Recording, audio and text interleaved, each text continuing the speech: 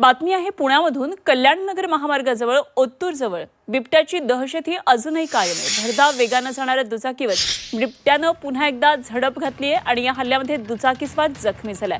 2 दिवसांपूर्वी याच ठिकाणी बिबट्यानं दुचाकीवर हल्ला करत दुचाकीस्वाराला जखमी केलेलं होतं। अशा घटना वारंवार घडू लागलेल्या आहेत आणि त्यामुळे या भागातून जाणाऱ्या दुचाकीस्वारांमध्ये सध्या दहशतीचं वातावरण निर्माण झालेलं आहे।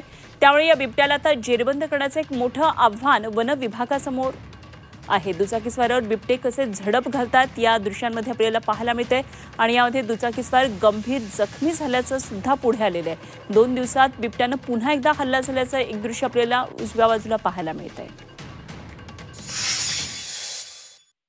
हा बिबट्या जाणाऱ्या येणाऱ्या वाहनांवर देखील हल्ला करतोय।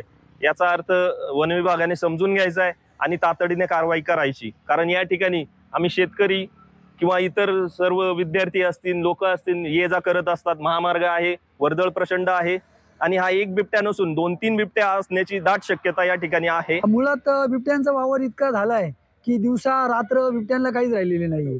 जाणारे येणारे वाहनांवर बिबट्या हल्ला करतोय।